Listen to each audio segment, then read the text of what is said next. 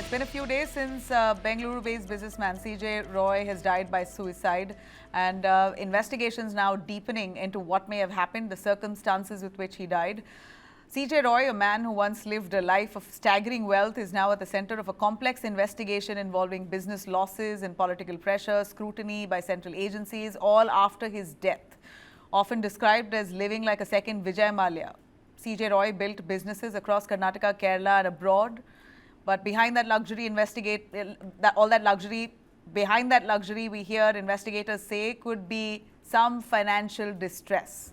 His financial health, we hear, was rapidly deteriorating. That's what's been suggested. A handwritten note has been reportedly found, yet to be confirmed, of course, by the police. But what we hear suggesting that this handwritten note suggests C.J. Roy was going under immense financial losses. It's now emerged as a crucial piece of evidence in the probe that gives this probe a whole new direction altogether.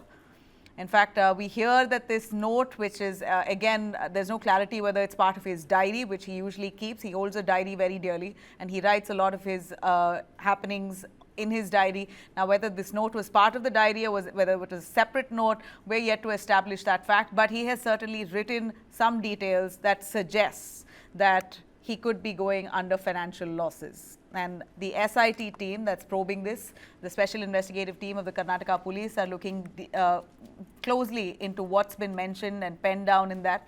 And they're very cautious now while questioning. They're speaking to his family members and all. Of course, we understand that diary guiding them to probe in that direction. Well, remember, it was not left behind in that very room where he killed himself. They found it elsewhere, and that also suggests that this was a very meticulously planned suicide. Now, well, the contents, of course, are very significant. In the diary, we hear, this is again unconfirmed by the police, but sources tell us, Roy apologizes to his family, seeking forgiveness for taking what he calls an extreme step. He details how Confident Group should be run after him, naming successors, outlining responsibilities, also urging that long-time investors, employees and trusted associates should not be sidelined. The diary also reportedly, as per sources, records some financial details and the money that's been owed to him, payments made and some people who are faltered on payments, some business matters that he's penned down, and those who owe money to him.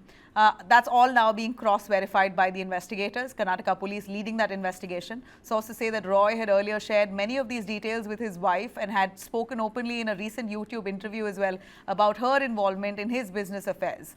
The SIT has now begun recording statements of Roy's wife Annie, his children, his brother and senior company officials to corroborate the diary's contents. Now, beyond the diary lies the story of a sharp financial and personal decline. For nearly 6 months before his death, Roy was reportedly running at a loss. He was hit by some failed projects that really didn't take off, lavish spending, of course, and mounting investor pressure. Police say that he did not take bank loans. Instead, several projects were allegedly funded by politicians. Investments now are under scrutiny as well over the source of the funds. As projects failed and returns dried up, pressure mounted. A Kerala-based politician is said to have demanded the money back as well, even as the central agencies, including the Income Tax Department, began probing Roy's finances. It came like a double dent.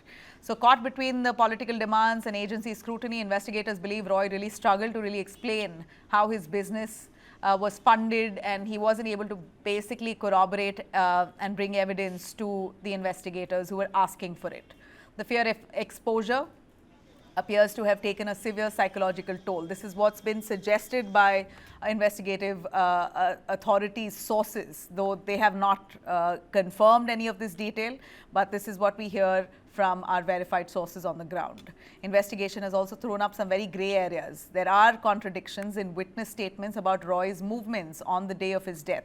CCTV cameras near his cabin were not functioning. It remains unclear whether Roy met income tax officials shortly before the incident. Police have ruled out any forced entry into his cabin. There was no argument with anyone he had that day, but we hear that IT sleuths were there to collect documentation, but still no clarity on what the actual conversation on that very day was. Amid the family's allegations, it appears the family claims income tax pressure drove Roy to suicide. Karnataka Home Minister G. Parmeshwara has urged caution, saying that it is premature now to draw any conclusion with this regard until probe is complete. Listen in.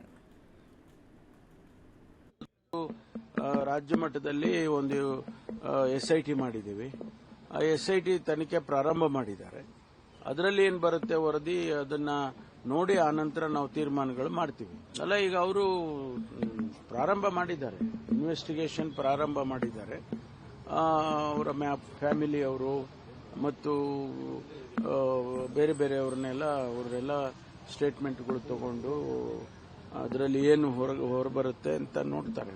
ಅದೆಲ್ಲ ತನಿಖೆ ಸಂಪೂರ್ಣ ಆದಮೇಲೆ ಗೊತ್ತಾಗುತ್ತೆ. ಸಂಪೂರ್ಣ ಆಗದೇ ಇರೋ ಮುಂಚೆನೆ ನಾವು ಹೇಳಕ್ ಬರೋದಿಲ್ಲ. ಇದೇ ಕಾರಣಕ್ಕೆ ಆಗಿದೆ ಅಂತ ಹೇಳಕ್ ಬರೋದಿಲ್ಲ. Well, investigation now continues. Was C.J. Roy really driven to this extreme step by circumstances closing in on him, or is there more to this tragedy than meets the eye?